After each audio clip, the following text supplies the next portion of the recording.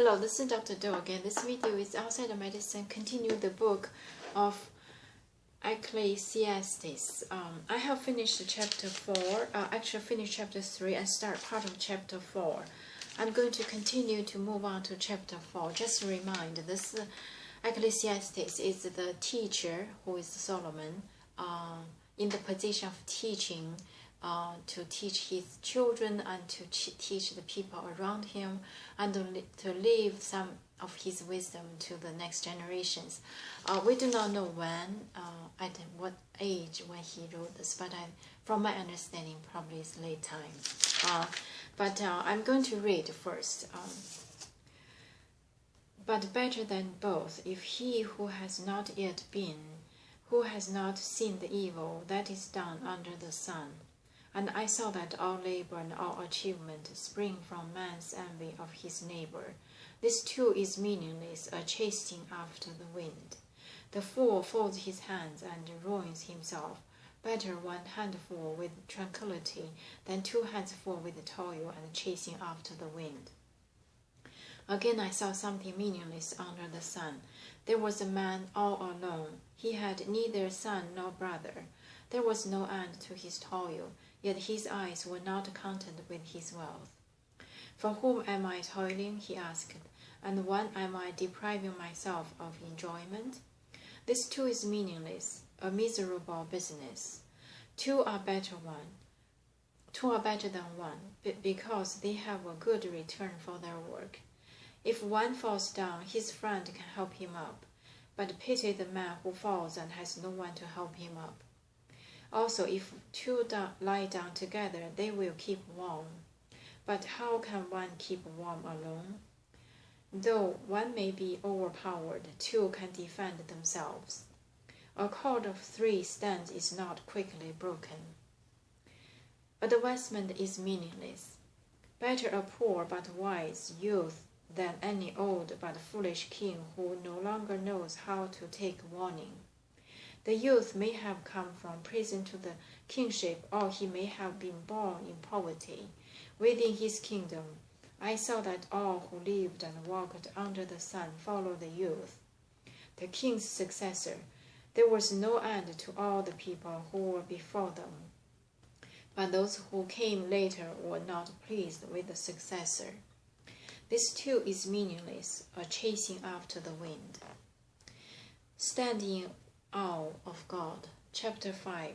Guard your steps when you go to the house of God. Go near to listen rather than to offer the sacrifice of fools, who do not know that they do wrong. So this is about the about this video, the second part of chapter 4 and beginning of chapter 5.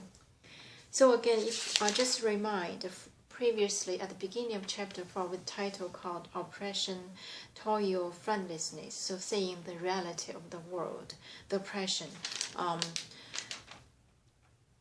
the power on one side of the oppressor and the oppressed living in torment and torture and no pleasure. But better than both is he who has not yet been, who has not seen the evil that is done under the sun. So this saying that regardless you are oppressor or oppressed, it's good for those who not seen the evil under the sun, which means the pure mind, or the youth, the young people without seeing those dark blue, or without seeing the evils, and they have the audacious, they have the pure mind, so that's better. And I saw that all labor and all achievement spring from man's envy of his neighbor. So every hard-working or torment is because of the envy of the surroundings. This too is meaningless, a chasing after the wind. So this is meaningless. It means do not compare, do not complain. I think probably that's where it's from. The fool folds his hand and ruins himself. Better one handful with tranquility than 2 handfuls with toil and chasing after wind. This is saying that if you fold your hands, it's a fool. You're not wise. On the other hand, if you 2 hands really busy, it's also not wise. The one is a hand full with tranquility and 2 hands with torment. So which means you plain rather than sophistication. I think it's not quite the right explanation, but tranquility. I think that's probably the key. Tranquility of the plain. Again, I saw something meaningless under the sun. These are the list of meaningless under the sun. There was a man all alone. He had neither son nor brother. There was no end of his toil, yet his eyes were not content with his wealth. So those pursuing the wealth and the dream or ambition, but without a friend, without heritage.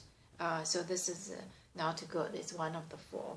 From whom I'm toiling, he asked, and this person asked, and why am I depriving myself of enjoyment? Because hard-working, toilment, pursue the dreams, pursue the wealth, and then deprive the enjoyment. And this too is meaningless, a miserable business. So this, if somebody engaging in this kind of activity, is meaningless. 2 are better than 1 because they have a good return for their work. So this is saying the advice for those work alone, the previously mentioned person, and they said 2 is better than 1. If 1 falls, the friend can help him, and also if both lie down, can warm each other, and through 1 may be overpowered, 2 can defend themselves, and also a cord of 3 strands, it's not quickly broken. So this means do not do anything alone. 2 is better than 1, and 3 is unbreakable. The 3 strings, if you recall, there's old ancient father told the sons, if 1, whatever it is, 1 string is easy to break, 2 also, and the 3, which really is hard to break, which means stand strong. And also the surface of 3 points can support the surface. That's the mechanical mathematic theory.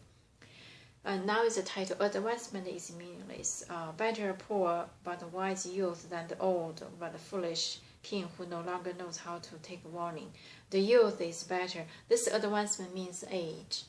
So this advance to the, and also the status to the kingship. But if you're advanced in age and if you're the king without knowing the youth or without knowing the strength, it's also meaningless. So this is saying Solomon had a great hope to his successor. This is what he said. The son followed the youth, the king's successor. So this saying, I think this from a father to a son, from the king to the successor, with a great hope. I think there's the writings, how to interpret the writing, how to know the writings, the words to understand. I think if you write, you will understand more the writings. So the mind of the writer is beyond written. It's always, it has been, and it's going to be always. Stand in awe of God, chapter 5. Guide your step when you go to the house of God. Go near to listen rather than to offer sacrifice of fools who do not know that they do wrong. So this is saying that if you go near to the wisdom, to the God, to the sovereign, listen. That's one of the best advice he gave to his successors or young people, is to listen as the wisdom. So I'm going to stop here today and continue next time. Thank you for watching.